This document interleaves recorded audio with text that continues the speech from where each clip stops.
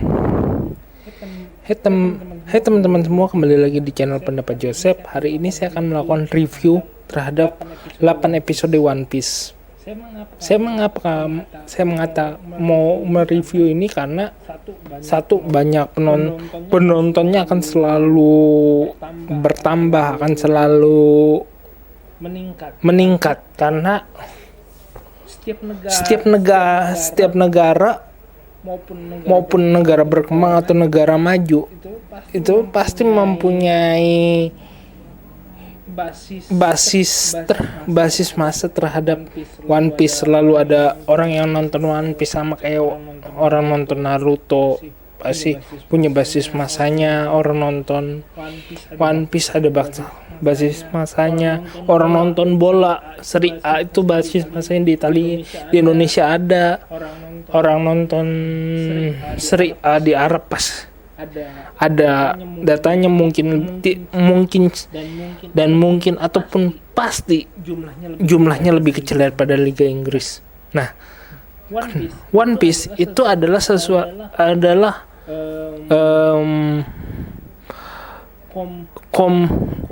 komik yang masih berlanjut. Judul komiknya masih berlanjut, masih Eiichiro Oda masih produktif menulis One Piece. Bahkan dari tahun kalau kita katanya 97 sampai sekarang cukup bertahan lama. Bahkan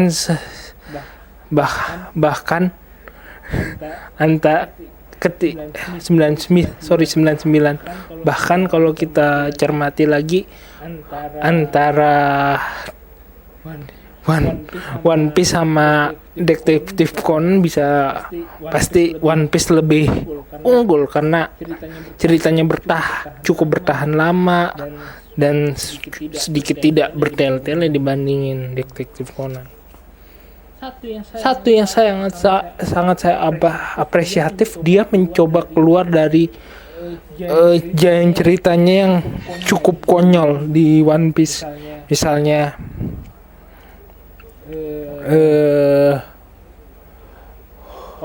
konyolnya Luffy tentang kakinya si Zeff itu buntung gara-gara dia, ataupun dia nyela Luffy bertarung demi menyelamatkan kotak kaleng makanan anjing. Itu menurut di satu sisi mungkin ada yang mesti dihilangkan dari rangkaian peristiwa Luffy merekrut anggotanya sampai ke kejadian Arlong Park. Hal itu bisa disiasati dalam penggambarannya, mendekatkan gaya ceritanya One Piece lebih dekat dengan cerita Caribbean,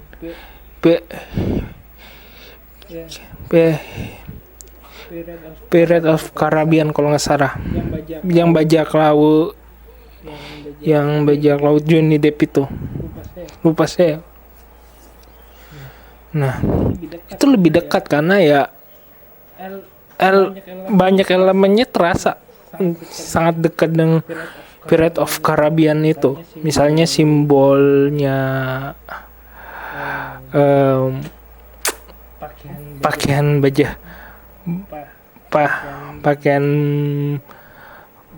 bajak laut yang ada di sana, atau penggambaran kondisi kapal, pencahayaannya memang dibuat seperti itu. Hingga kalau kita mengatakan berkolerasi dengan menghidupkan cerita One Piece, ya sangat berkolerasi karena kalau mengatakan Sister Act yang bisa diambil ya film yang paling bisa mendekati dan memberikan warna terhadap penggambaran cerita One Piece, ya Pirates of Caribbean, dan elemen itu dimasukkan. Nah, kedua adalah yang sangat saya sukai untuk menghidupkan cerita seperti memahami Usopp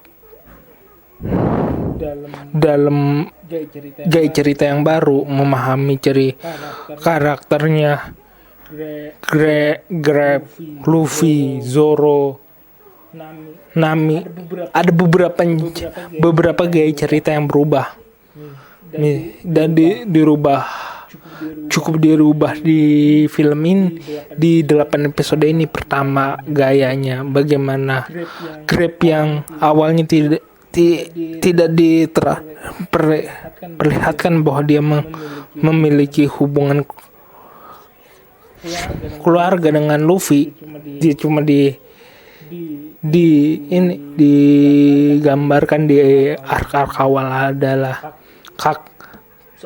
seorang angkatan laut yang memiliki pendekatan yang berbeda. Baru di Water 7 dia diketahui adalah kakeknya Luffy. Di 8 episode ini langsung diperlihatkan bahwa Grab adalah kakeknya Luffy. Itu memang dengan mendekatkan merubah cerita itu memang mendekatkan bahwa film ini gayanya sangat Amerika sekali. Ya, kenapa dikata bisa gayanya sangat Amerika sekali ya?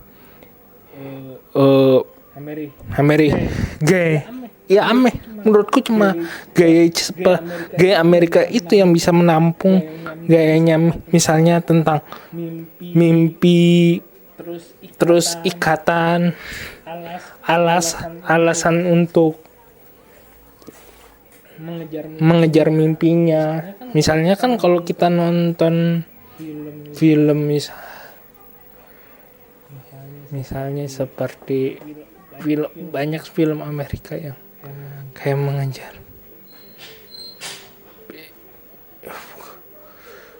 filmnya Abraham Lincoln, terus filmnya Temple Garden. Itu kan kayak Temple Garden memiliki mimpi untuk mengatasi masa dileksianya untuk menjadi orang yang mempunyai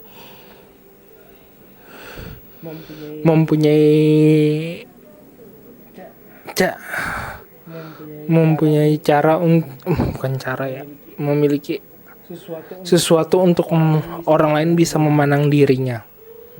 Misalnya itu film gaya Amerika, ataupun film best of the bestnya yang ada empat film itu. Misalnya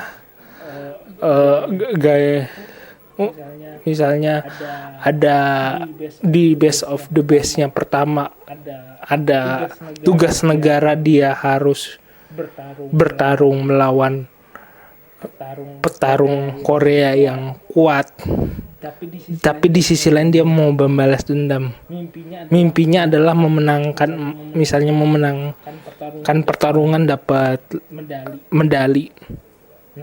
Nah, film The Best of the Best itu mengatur ritmenya antara mimpi, balas dendam, tekad, semua dijadikan satu dalam jendela besar antara mimpi dan membela negara. Nah, seperti itulah drama One Piece dibuat dalam 8 episode.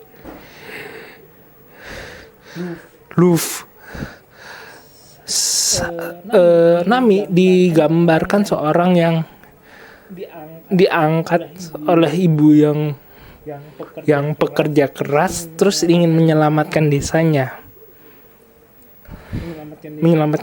makanya dia mencuri, habis itu mengkhianati temannya. Tapi di sisi lain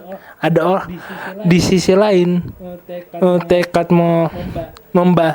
menyelamatkan desanya atau berkeliling dunia nantinya itu ada di sosoknya Luffy ini yang benar-benar membantunya si Nami ini. Luffy sendiri dia punya mimpi buat jadi raja bajak laut. Dia nggak peduli dengan kakeknya yang angkatan laut. Makanya dia pengen jadi pengen jadi bajak laut. Dia merekrut kru yang menurut dia bisa membantu dia. Terus dia juga berkomitmen untuk mewujudkan mimpi teman-temannya. Seperti itu. That's simple kan, karena menurutku karena alasan kebanyakan film Amerika membahas mimpi, menurutku jadi cukup relate kalau TV seriesnya menggambarkan seperti itu. Sehingga kalau teman-teman mengatakan ada perbedaan yang jauh antara drama seriesnya dengan yang ada di anime ataupun di manga, ya itu sebagai menurutku sebagai toleransi atau space yang bisa diakali seperti itu. Itu yang ini. Kalaupun ada kekurangannya sih, di satu sisiku yang menurut tidak terlalu masuk adalah utama penggambarannya sih. Giraffe-nya memang tidak terlalu tua. Mungkin itu relatif. Yang kedua yang paling cukup riskan, musiknya yang mengatakan ini backsoundnya Luffy mau bertarung, atau backsoundnya akhir episode, awal episode di film drama ini memang sangat minim sekali yang mencirikan musiknya. Klimaksnya tiap cerita tuh sudah nyampe. Biasanya ada ataupun backsoundnya We Are, backsoundnya Memory itu biasanya ada kalau di anime.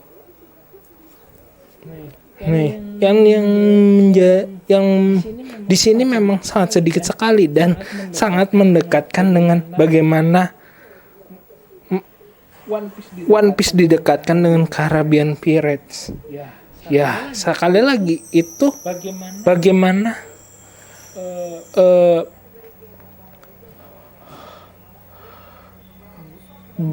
gaya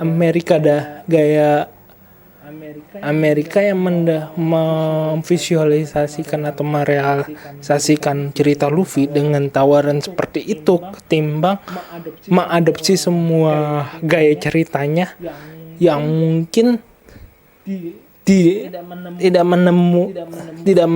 mendapatkan kesan yang kuat kalau untuk penonton di luar Jepang. Misalnya film ini harus menjelaskan hal-hal yang dewasa. Padahal segmen pasarnya One Piece itu juga dekat dengan anak-anak. Makanya jalan tengahnya ya dijelaskan dengan standar Amerika yang cukup ketat dan cukup bisa sedikit mengeliminasikan hal-hal yang menurut bisa dikatakan lebih dewasa. Meskipun ya misalnya beberapa adegan memang, terutama di episode 7 ya memang harus sebenarnya di episode 7 tidak diperkenankan untuk ditonton ditonton anak-anak karena benar-benar terlihat darah dan penjahitan lukanya itu yang kalau kita nonton film kayak Good Doctor ataupun Royal Pain ya itu untuk program bimbingan orang tua atau 13 plus. Mungkin sekian dari saya. Kurang lebihnya mohon maaf. Jika suka silakan like, subscribe pendapat Joseph. Jika mau berinvestasi silakan klik link Saweria di deskripsi. Terima kasih.